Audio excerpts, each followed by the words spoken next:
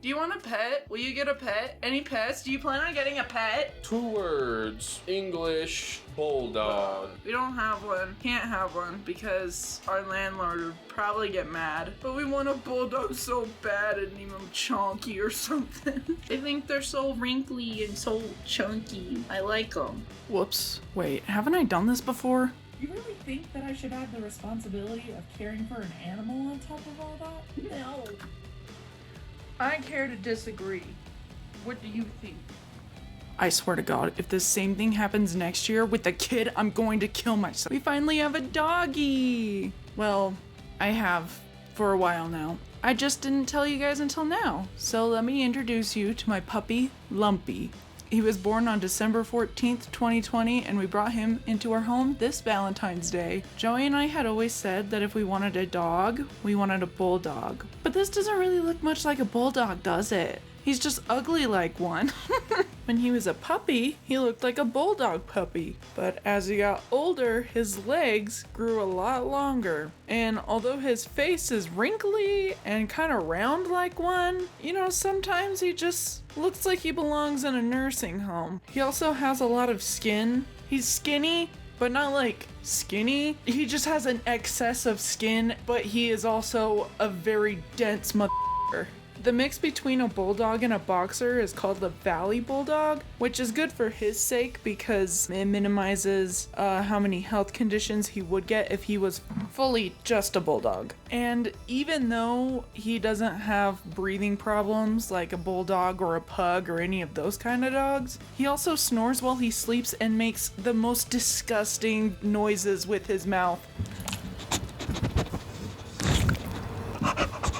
But he grew tall instead of wide. We weren't actively searching for one or anything. He just kind of manifested himself into our lives. One of Joey's coworkers, we'll call Christy, owns 2 bulldogs and 1 boxer. So with her dog expecting bulldog puppies, we called dibs on one. But to her surprise, when they were born, they resembled a lot like the other boxer in her house. So basically, Lumpy is a bastard. So from what Christy told us, his mom had only given birth to 2 puppies, him and his sister. His sister went to another coworker and she told us our puppy was the runt of the 2. Also, that of the 2, he was the lot more mellow one, and most of the time he was just sleeping, which is good for us because we wanted a more chill, lazy dog. But he is definitely not one of them, but I'll get onto that later. One of the things we were most worried about was how our cat Lewis would feel about him. We adopted Lewis from a home that had a lot of cats and dogs, so we assumed he would be chill, but it's not very good to make assumptions because he absolutely hated his ass. What do you have?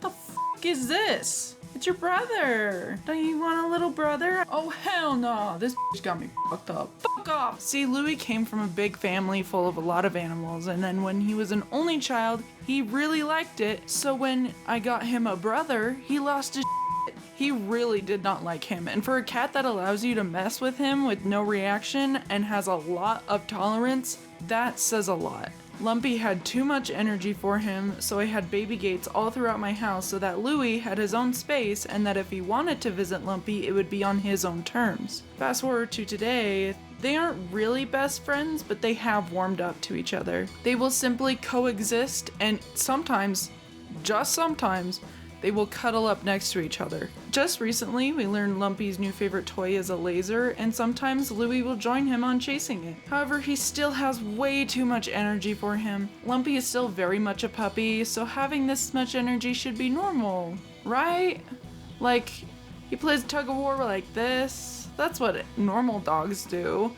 And it's normal for dogs to snore and sleep like a dad on the couch at 2 p.m. Yeah, you're just a regular little guy that somehow looks 58 years old. There's some things that we still need to teach him. He has a habit of jumping on not just people, but other dogs as well when he first meets them. Like, you're at a 10 right now, and I'm gonna need you at a 2, buddy. I also might have passed him on my separation anxiety because whenever we have to take him outside and no one is out there with him, he will whine and cry so much you think he was being tortured by Satan himself. Although, he is a pretty quick learner because he is extremely food motivated. Like, maybe a bit too much. Like, slow down, dude, you're gonna vomit. I had just barely started teaching him how to use buttons to communicate, and he's been getting the hang of it. Sooner or later, he'll be questioning his point of existence. Lumpy, dog, why? But it's probably just gonna be more of this. Good job! Here! So Lewis was my first cat that I've ever owned myself, but cats are relatively easy to take care of, but dogs are a lot more, at least they have been for me. He's my first puppy that I've been responsible for, and it's kind of a lot since, you know, their whole life revolves around you. Literally, they're only with you for like 10 years of your life, but that 10 years is their entire lifetime. Sometimes it can be really stressful. I have a little story. One morning I got up to get Lumpy out of his kennel because we kennel train him, and he had shit everywhere. But before I could even attempt to clean it, Louie started pissing on my carpet right behind me. So I cleaned all of that mess up, and Louie proceeded to vomit not once, not twice, but 3 times in the living room. So after getting Lumpy to stop trying to eat it, I cleaned that up, and I realized the entire time that I was cleaning, Lumpy had chewed up Joey's wallet, including his social security card. So yeah, it's rough at times, but at the end of the day, it's worth it because I love him so much. Oh, do you have something you want to say? Go on, say something. Don't bite it. He doesn't like the fact that I'm doing something and not paying attention to him. Did I also mention that every time you're in a 5-foot radius of him, you get slobber all over yourself? I wonder why that happens. And sometimes his lips will get stuck on his teeth and he has this underbite and he just looks so silly. Both of my animals now are obsessed with me because they're both in my office and they will both not leave me alone. So now instead of having just one shadow, I have 2. Oh, am I not paying attention to you? Do you need attention 24/7? Alright, that's enough out of you.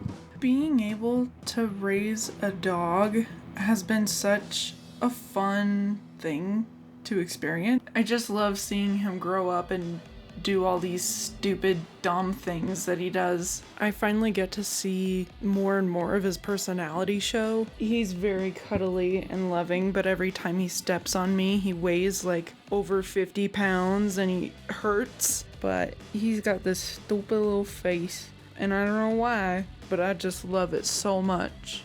And I'm his favorite person. Ha! You are one of the ugliest motherfuckers I have ever laid my eyes on, and I love you so much, and if anyone tries to hurt you, I will murder them in cold blood. You're lucky that I find you so cute, otherwise I would have fed you to the cat.